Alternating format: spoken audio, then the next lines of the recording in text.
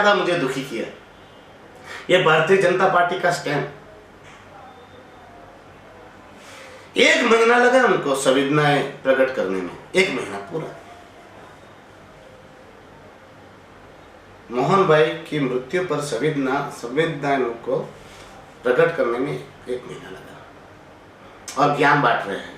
क्या ज्ञान बांट रहे हैं? ये हमारे भाजपा वाले दमन व दादरा नगर वाले बोले कि कानून पे विश्वास रखिए, सरकार पर विश्वास रखिए, न्यायालय पे विश्वास रखिए। कौन कहता हमें विश्वास नहीं है? हमें विश्वास है महाराष्ट्र सरकार पर, हमें विश्वास है महाराष्ट्र पुलिस पर, हमें विश्वास है महाराष्ट्र की न्यायालय पर आप लोगों को विश्वास नहीं है। अब मुझे नालायकों, भारतीय जनता पार्टी नहीं, बीजेपी बढ़वा जनता पार्टी के सभी अधिकारियों, पदाधिकारियों या कार्यकर्ताओं से मैं ये पूछना चाहता हूं, नालायकों, बढ़वो, मुझे बताओ, एफआईआर हुई है लोगों पर, आपके अधिकारियों पर, और आपके अधिकारी, आपकी सरकार के अधिकारी, आपकी सरकार के गुलाम अधिकारी अभी भी प्रशासक है, अभी भी कलेक्टर है, अभी भी वो पुलिसकर्मी है या जितने विभाग के हेड है। वैसे में निष्पक्ष जांच कैसे हो सकती है? अगर आप लोग निष्पक्षता की बात करते हो, लोकशाही की बात करते हो, तटस्थता की बात करते हो, सरकार पे भरोसा दिलाने की बात करते हो, तो उनको तुरंत से तुरंत पद से हटा दो। चलिए मैं मान लेता हूं आप लोग बहुत निष्ठावान है दमन दीव दादरा नगर हवेली के भाजपा, तो एक काम करो, एक लेटर लिखो, कल भारतीय जनता पार्टी के प्रदेश अध्यक्ष लिखवाओ कि मोहन भाई की जो मृत्यु है उसकी जांच हो रही है, एसआईटी गठन हुई है और एफआईआर हुई है। एफआईआर में जो अधिकारियों के नाम है उनको तुरंत पद से हटाया जाए ताकि निष्पक्ष जांच हो। बराबर? ऐसा लिख के एक लेटर बना दो। चलिए एक लेटर लिख दीजिए, जब तक जांच नहीं होती, जो तब तक जितने भी कर्मचारी है, अधिकारी है, उनको पद से तुरंत हटाया जाए और कार्यवाही होने तक, इंक्वायरी होने तक, ये निर्दोष साबित होने तक इन लोग को पदों से निकाला जाए। ऐसा भाजपा लिख के दे दे। चलो तटस्थता की बात करते हैं ना, निष्पक्ष तपास की बात करते हैं, तो पद पे रहते हुए तो नहीं हो सकती। तो भाजपा के जो हमारे ज्ञानी बाबा लोग हैं उनसे रिक्वेस्ट है कि एक लेटर लिखवा दो। चलिए आप लोग वो एक लेटर लिख दीजिए नरेंद्र भाई मोदी को, एक लेटर लिख दीजिए अमित शाह जी को, लिख दीजिए। चलिए इतना ही कर दीजिए। आप लोगों की बहुत निष्ठा है मोहन भाई डेलकर जी के परिवार के प्रति, लिख दीजिए। इतना ही काम करना है,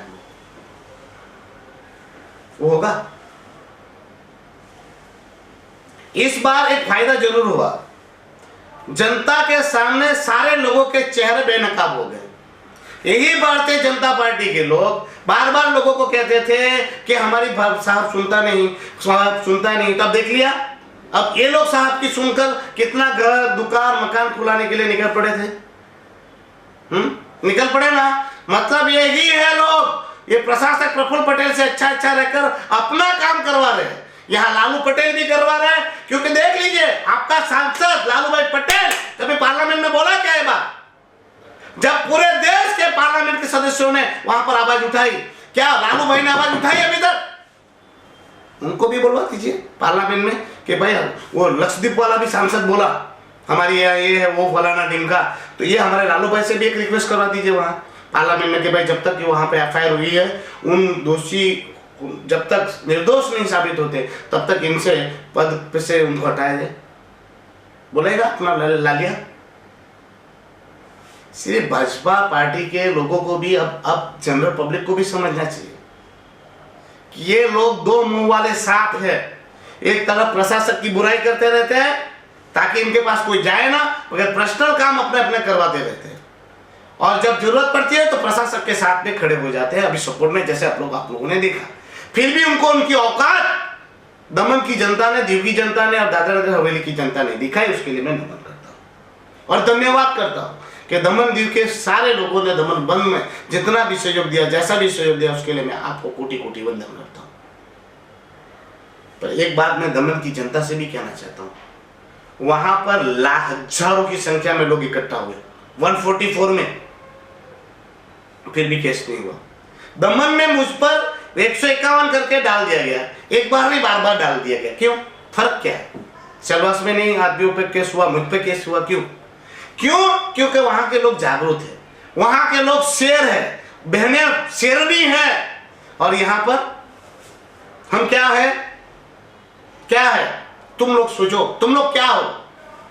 अगर हमारी माताएं ने भी वीर पुरुष पैदा किए होते, भगत सिंह, चंद्रशेखर आजाद, सुभाष चंद्र बोस, स्वामी विवेकानंद जैसे, तो इनकी ताकत नहीं थी कि मुझे झूठे झूठे केस में बार बार डालते। यहां पर हुजूम उमड़ता मुझे छुड़ाने के लिए, जैसे मोहन भाई के लिए, शहादत के लिए लोग निकलते हैं। तो ये उनकी भी ताकत नहीं होती मुझे जेल में डालने की, पर उनको मालूम है यहां तो उन्हें अकेला है, डालो उसको जेल में जितना डालना है। ये फर्क है दादरा नगर हवेली। और दादरा नगर हवेली जैसी जनता मेरे साथ हो तो मुझे एमपी का पद भी नहीं चाहिए। ऐसी जनता मेरे साथ हो ना, ये प्रफुल्ल पटेल को यहां से भगाता हुआ उसको कहां ले जाओ?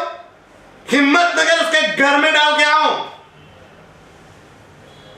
और अभी भी प्रफुल्ल पटेल जितना भागना है उतना भाग लो, सहनशीलता की परीक्षा मत लो। अभी भी लोग संयम से, प्रेम से आपको बोल रहे हैं, प्रशासन से और सरकार से निवेदन बार बार कर रहे हैं, पर अब सहनशीलता का सीमा कटोकटी पर है। अभी भी जहां छुपे हो वहीं छुपे रहना, मत निकलना, मत आना भाई दादरा नगर हवेली। दादरा नगर हवेली का हाल, माहौल बहुत खतरनाक है भाई, बराबर है, नंगा जाना पड़ेगा भाई, उतना याद रखना। और इनके चाटुकार, प्रशासक के जितने चाटुकार अधिकारी और वो भी चाटुकार जो लोग हैं, वो भी बोरिया बिस्तरा बांध के रखना। जिस दिन तुम्हारा बाप जाए उसके साथ निकल लेना, नहीं तो यहां पर आरती बहुत होने वाली है, बहुत लोगों की जोरदार आरतियां होने वाली है, समझे।